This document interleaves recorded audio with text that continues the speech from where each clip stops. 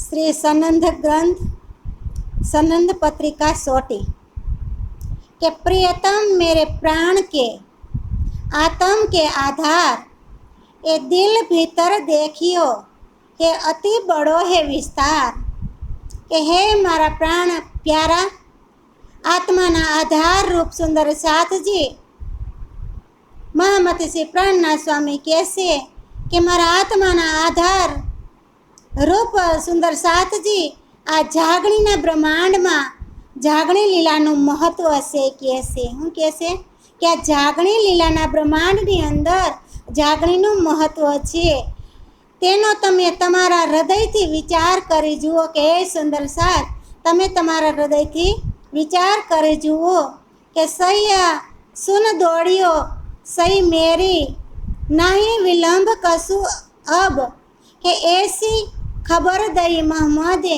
સૈયા સુન દોડ્યો સબ કે હે મારા બ્રહ્માત્માઓ કે જાગણી રાસ રમવા માટે તાતમ જ્ઞાનની વાંસળીનો અવાજ સાંભળીને દોડી આવો કે હે મારા બ્રહ્માત્માઓ કે જાગણી રાસ રમવા માટે કે તાતમ જ્ઞાનની વાંસળીનો અવાજ સાંભળીને દોડી આવો કે તેમાં વિલંબ કરશો નહીં કે સુંદર સાથજી એમાં તમે વિલંબ ન કરશો કે શ્યામાજીએ રસૂલ બનીને કુરાનના માધ્યમથી આત્મ જાગૃતિની જે ઘડી બતાવી હતી તે ઘડી નિકટ સમજી તમે બધા ઝડપથી એકત્રિત થઈને જુઓ કહેશે સુંદર સાથને કહેશે કે શ્રી શ્યામા મહારાણીએ રસૂલ બનીને કુરાનના માધ્યમથી આત્મ જાગૃતિની ઘડી બતાવી હતી કહેશે અને તેને નિકટ સમજીને તમે બધાય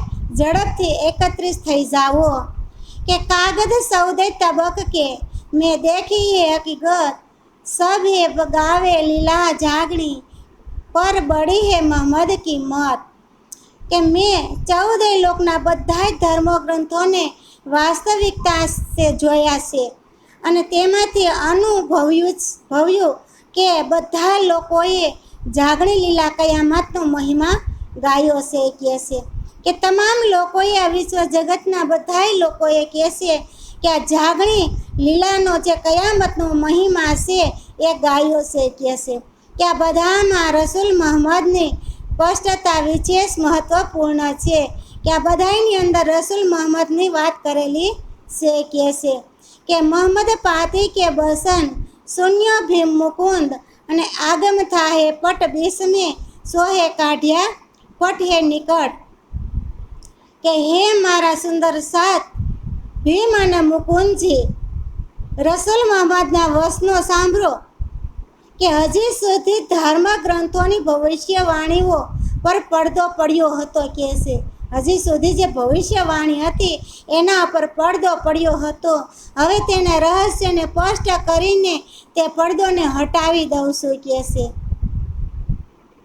અને આગમ નિગમને સબ હે लिखिया हुआ है होशी जे ए बानी तो है बहुत है पर एक कहूँ तुम्हें ए કે અગમ નિગમ વેદ પુરાણોમાં પણ ભૂતકાળની અને ભવિષ્યમાં થનાર જે ઘટનાઓના સંકેત મળે છે તે આ બાબતે વાતો તો બહુ છે પરંતુ આ વિષયમાં તમને થોડુંક હું કહું છું મહામતી કહેશે કે જે ભવિષ્યની અંદર જે ઘટવાના જે સંકેત છે એ હું તમને વાત કરી રહ્યો છું કહેશે કે એ ખેલ હે નીંદ કા તામે અધિદય ઉડાયે બાકી ઉડાયે દેથો તુમ સાથ કો લીજો બુલાયે કે આ ખેલ બધો નિંદ્રાનો છે મહામતી શ્રી પ્રાણનાથ સ્વામી કહેશે કે જે ખેલની રચના થઈ છે એ રચના બધી નિંદ્રાની છે કહેશે અને તેમાં પણ વ્રજલીલા પછી અર્ધી નિંદ્રા દૂર કરીને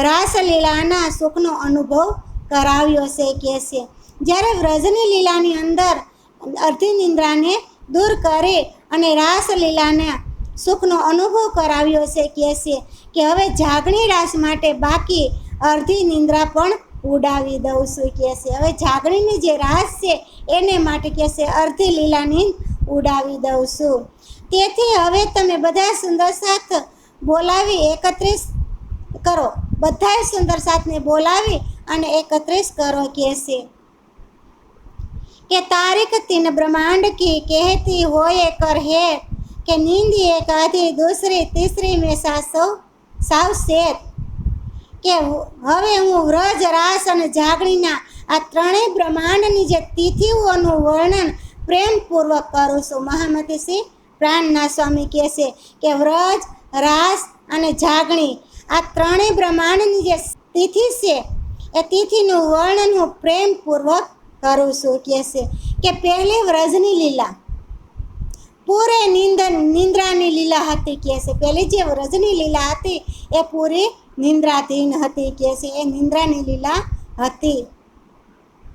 અને બીજી રાસલીલા અર્ધી નિંદ્રાની હતી. જે રાસલીલા થઈ એમાં અર્ધા જાગૃત હતા અને અર્ધી નિંદ્રાની લીલા હતી. તો કહે છે અડધું અજ્ઞાન હતું અને અડધું જ્ઞાન પૂર્ણ થઈ ગયું હતું. કહે છે અને ત્રીજી જે આ જાગણી લીલા પૂર્ણ જાગૃત અવસ્થાની છે. જે ત્રીજી લીલા છે એ જાગૃત અવસ્થાની છે કે બરસ 5000 પર 7 से 47 કે હોશી ને ચલ નૂર નજરો जिन दिन 1000 बरिस કે આદમ સફી અલ્લાહ ના 5747 વર્ષ પછી રસૂલ મોહમ્મદનું આ ધરતી પર આગમન થયું છે. કેટલું કીધું?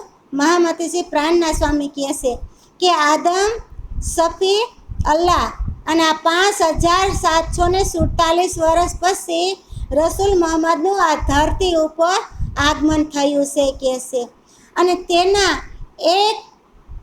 તેના પણ 1000 વર્ષ પછી આ જગત અક્ષર બ્રહ્મની દ્રષ્ટિમાં અખંડ થવાનો ઉલ્લેખ છે. કહે છે અને આ મેં 973 जब हुए तब हुआ हुन तूफान के जल ऊपर है तले से उमटिया हो गया एक जिमी आसमान કે આદમ પછી જ્યારે 973 વર્ષ વીતી થયા તો નૂર તોફાન હરાસની ઘટના થઈ. કહે છે કેટલા કે આદમ પછી જ્યારે 977 વર્ષ વ્યતીત થયા તો નૂર અને તોફાન રાસની ઘટના થઈ. કહે છે થઈ હતી.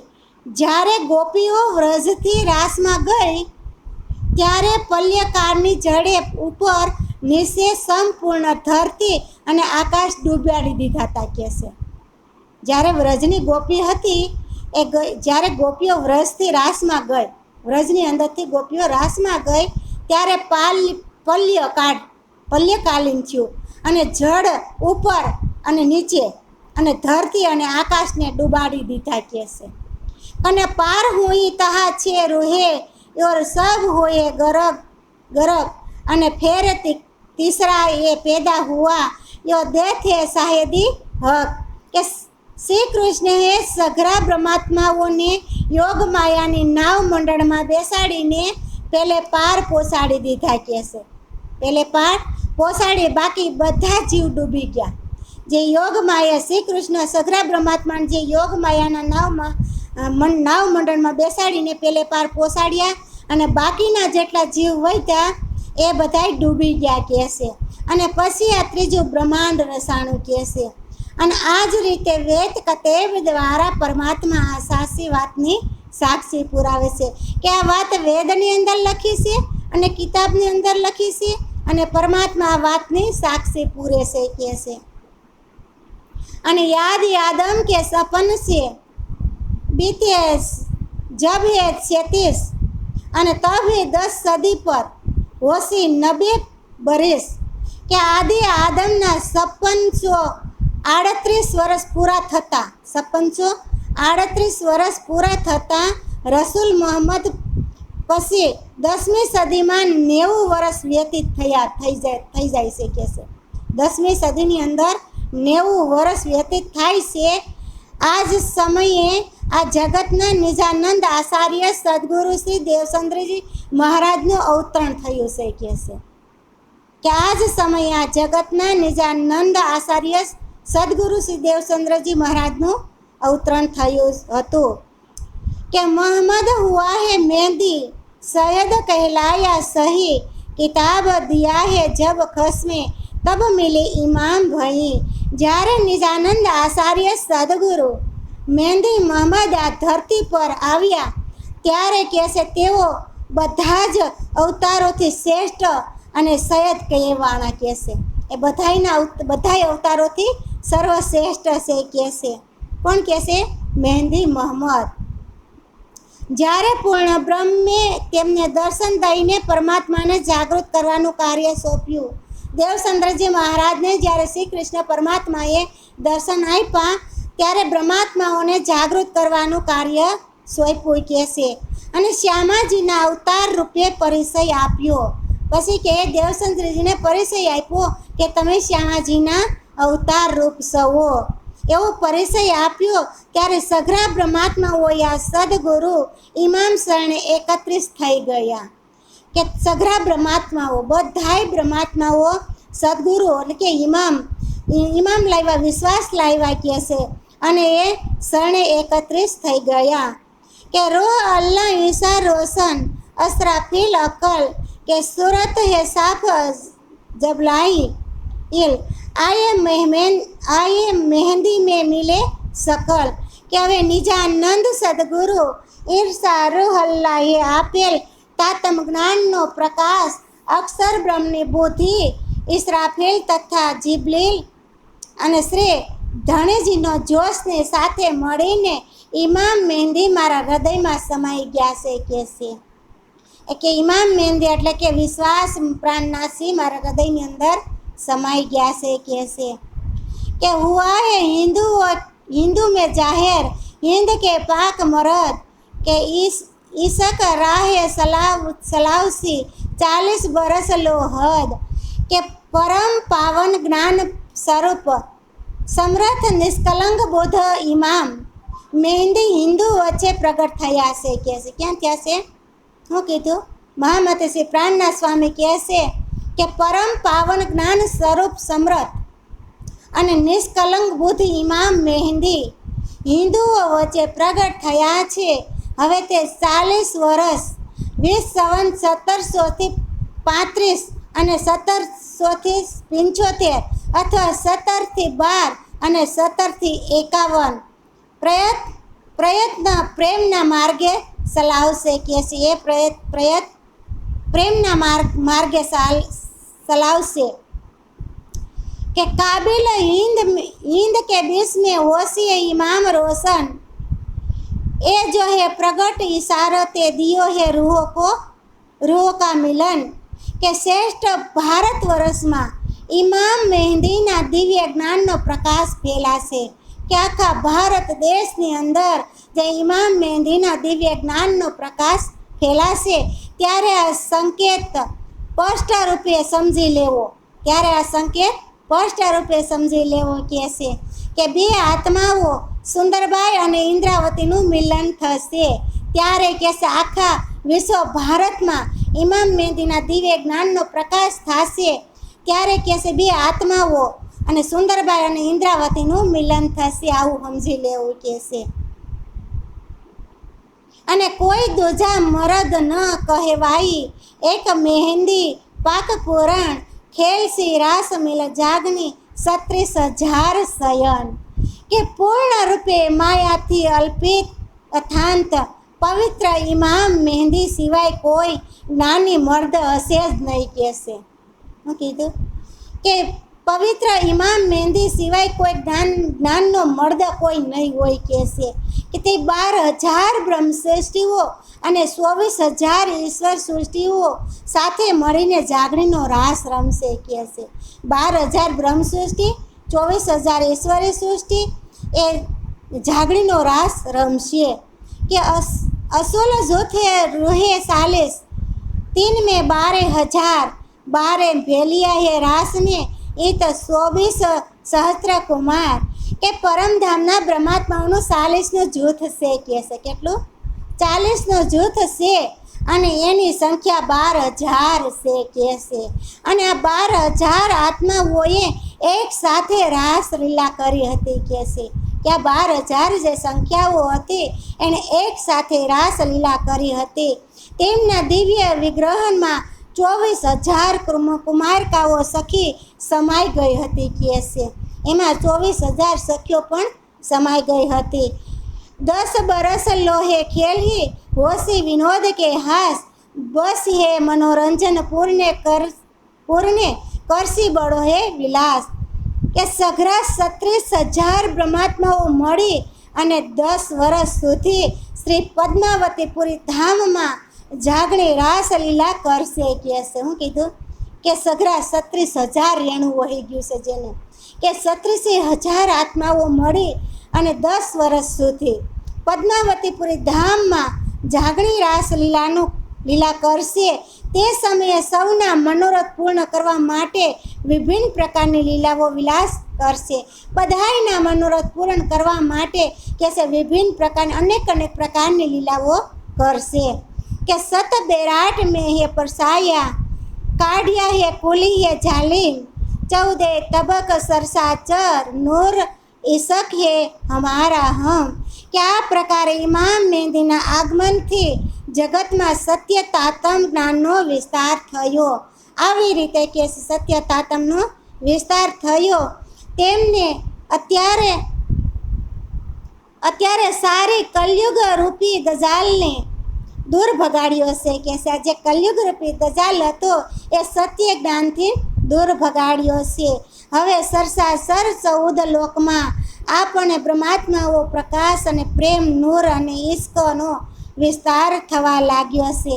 હવે કહે છે બ્રહ્માત્માઓના પ્રકાશ એટલે કે નૂર અને પ્રેમ એટલે કે ઈશ્ક એનો વિસ્તાર થવા લાગ્યો છે. કહે છે કે એક જરા જુલમ ના રહે વહી, સુબુધ સબો મેં ધર્મ, વરત્યો સુખ સંસાર મેં, વિકાર કાટે સબ કરમ. કે હવે સંસારના લેસ માત્ર હત્યાસાર રહેશે નહીં. કહેશે બધાય ધામની અંદર વયા જાય પછી સંસારની અંદર કોઈ અત્યાચારનો લેસ માત્ર રહે નહીં. કહેશે પછી બધું સત્યમય થઈ જાય, પછી ત્યાં કોઈ અજ્ઞાન હોતું નથી. કહેશે એટલે ત્યાં અત્યાચાર કોઈ વસ્તુ થાય નહીં. કહેશે કે સૌમાં ઉત્કુંઠને સત્ય ધર્મનો ફેલાવો થશે. બધાયની અંદર સત્ય ધર્મનો ફેલાવો થઈ જશે અને સંસારમાં તાતમ જ્ઞાન દ્વારા અવલૌકિક સુખનો વિસ્તાર પણ થવા લાગ્યો. કહેશે કે આ સંસારની અંદર તાતમ જ્ઞાનનો પ્રકાશ ફેલાણો તો બધી અવલૌકિક સુખનો વિસ્તાર થઈ ગયો. કહેશે અને બધાના કર્મના બંધનનો વિકાર કપાઈ ગયા. જેટલા બધાની અંદર કર્મ બંધનનો વિકાર હતો એ વિકાર બધોય કપાઈ જશે. કહેશે અને જબ પૂરણ સદી 11 હૈ તબ જાગણી રાસ તમામ, અને મન સાયા સુખ દે સબો, હંસ તે ઉઠે ઘર ધામ. કે રસૂલ મોહમ્મદ પછી 11મી સદી પૂરી થતાં બ્રહ્માત્માઓની જાગણી રાસલીલા સમાપ્ત થઈ જશે.